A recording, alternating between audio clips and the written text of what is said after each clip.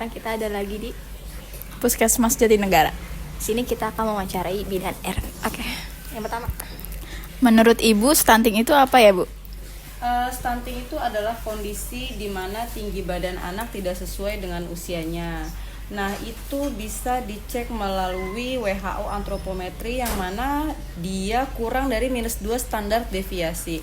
Nah, biasanya stunting ini juga ditandai dengan masalah gizi lainnya, misalnya entah itu dia underweight atau misalnya dia itu wasting. lanjut ke pertanyaan kedua. Di puskesmas ini ada nggak sih, Bu, yang beberapa anak yang mungkin terindikasi gejala stunting pada saat pemeriksaan? Ada di sini kurang lebih ada 30 sampai 31 anak yang terdiagnosa stunting. Nah, diagnosa stunting ini biasanya kita kalau di puskesmas kan hanya mengecek tinggi badan sesuai sama usia atau tidak ya melalui Z-score atau melalui website Teman Si Gizi. Nanti ketika anak itu terindikasi dia stunting, kita biasanya langsung merujuk ke rumah sakit pemerintah yang sudah disediakan oleh Cakung. Yang pertama itu ada RSKD Durensawit dan juga RSUD Matraman. Jadi sekecamatan Cakung ketika menemukan balita stunting, itulah 2 rumah sakit pengampu untuk memberikan intervensi kepada balita stunting. Gitu. Jadi tata laksananya di rumah sakit dengan pemberian susu tinggi kalori atau juga dengan terapi-terapi khusus, dan itu semuanya kebijakannya melalui dokter spesialis anak. Kalau misalkan masalah stunting itu di sini tuh mengalami peningkatan atau penurunan, Bu, setiap tahunnya? Selalu mengalami peningkatan. Nah, peningkatan ini terjadi karena seperti yang kita ketahui ya, bahwa intervensi dari puskesmas itu kan semakin banyak, semakin menarik gitu, sehingga orang tua atau misalnya masyarakat atau ibu kader itu mereka lebih aware gitu ya.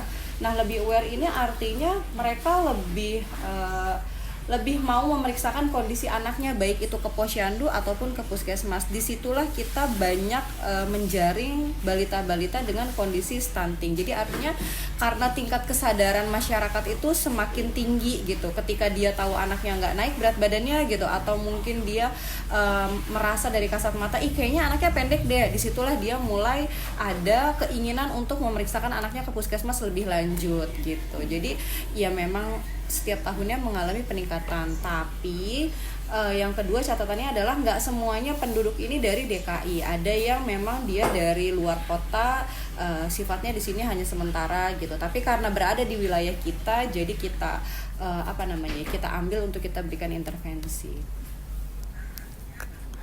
Sekarang tuh gimana sih puskesmas tuh mengedukasi masyarakat mengenai pentingnya gizi dan kesehatan untuk mencegah stunting? Banyak. Pertama kita melalui kegiatan posyandu setiap bulan. Biasanya kita juga memberikan edukasi berupa ASI eksklusif, pemberian makan bayi dan anak, kemudian juga makanan yang tinggi protein hewani gitu ya, supaya anaknya juga tidak kekurangan asam amino dari protein hewaninya. Jadi banyak kegiatan-kegiatan yang kita lakukan. Kemudian juga selain penyuluhan yang dilakukan oleh puskesmas di posyandu balita, kita juga melakukan kegiatan-kegiatan yang sifatnya lingkup kecil, kayak kelas ibu balita, kelas ibu hamil gitu kan. Disitulah kita menyelipkan tentang edukasi-edukasi yang perlu didapatkan oleh ibu balita akan pentingnya pemeriksaan tumbuh kembang ke anak. Jadi banyak sih programnya gitu.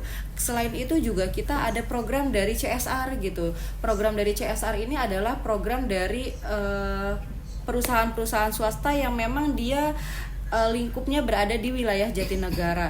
Mereka memberikan susu, mereka memberikan abon, mereka memberikan vitamin seperti itu. Jadi banyak yang kita lakukan selain edukasi dan juga intervensi dari CSR tadi. Anaknya pendek itu begini. Anak pendek itu nggak bisa kita cuma lihat kayak itu semua harus didasari oleh pengukuran yang valid. Jadi anaknya datang harus ditimbang dulu berat badannya, harus diukur dulu tinggi badannya gitu kan. Nah ketika dia sudah diukur berat badan tinggi badan, kita harus plotting nih dia itu kurang dari -2 standar deviasi atau tidak gitu. Ketika dia kurang dari -2 standar deviasi, maka kita lihat lagi ada masalah gizi lainnya nggak. Jadi untuk menentukan masalah gizi itu ada 3 indikator: berat badan menurut usia, tinggi badan menurut usia, dan berat badan menurut tinggi badan. Nah yang kita pakai adalah indikator yang kedua, tinggi badan menurut usia. Tapi ketika dia tinggi badan menurut usianya pendek, ini harus disertai dengan masalah yang pertama dan yang ketiga. Jadi dia harus underweight atau dia harus wasting. Kalau dia cuma tinggi badannya aja, misalnya cuma pendek doang gitu ya, ininya normal, berat badan menurut usianya normal, berat badan menurut tinggi badannya normal, maka kita belum bisa mengklaim bahwa anak itu stunting. Bisa jadi dia itu pendek memang perawakan dari orang tuanya. Tapi kalau semisalnya dia disertai dengan penyakit yang lain, masalah gizi yang lain ya, underweight atau wasting, baru kita mengklaim bahwa dia itu stunting. Gitu. Tapi ada gak sih orang tua yang kayak ngeyel kalau banyak.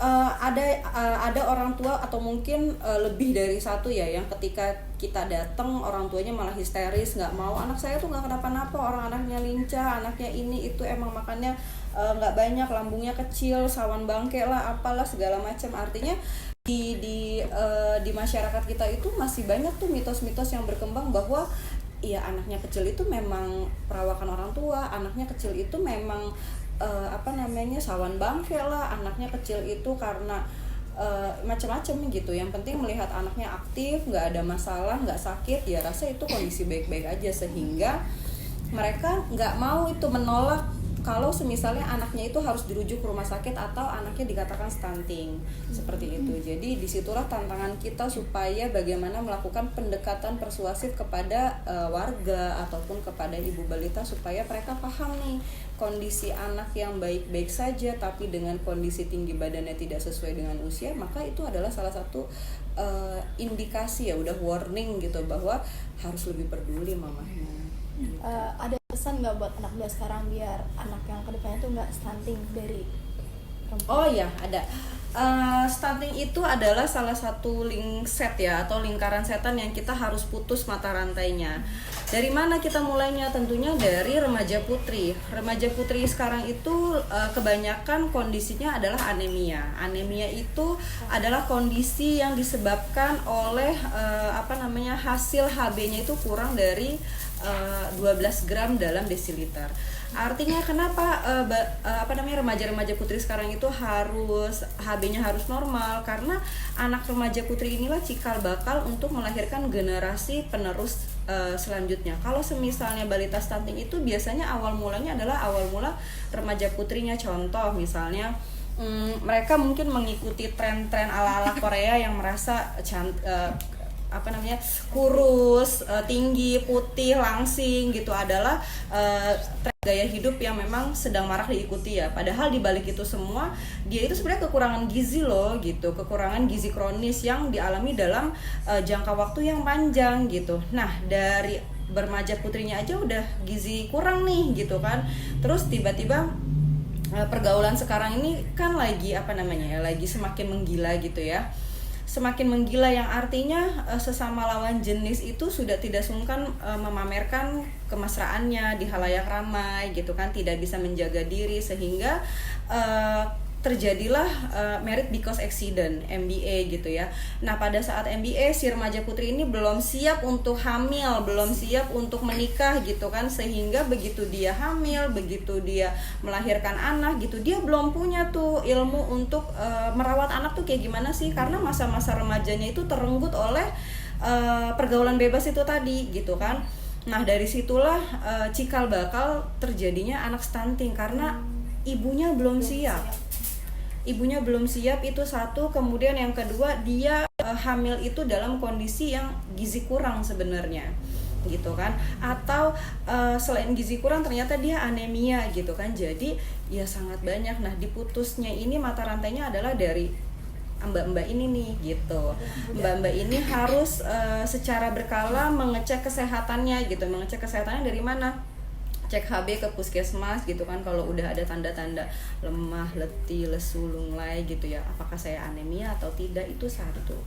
Kemudian yang kedua apa? Harus pandai-pandai menjaga diri supaya kita bisa melahirkan generasi yang matang itu sesuai dengan usianya.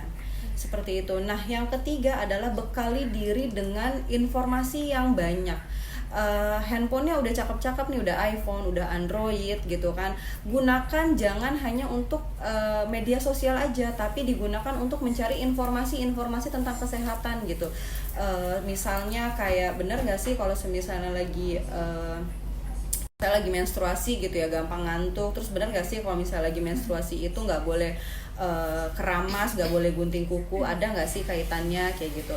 Nah, media sosial itulah yang digunakan sebagai media untuk mencari ilmu sebanyak-banyaknya. Apapun kalian bisa cari di Google gitu ya. Jadi ya nggak nol banget gitu untuk informasinya. Apalagi sekarang tahun 2024 itu adalah generasi apa ya, kita bilangnya generasi emas, udah macam-macam lah gitu. Artinya ya hal-hal seperti ini tuh sudah ilmu dasar gitu ya, yang harus dimiliki oleh adik-adik semuanya.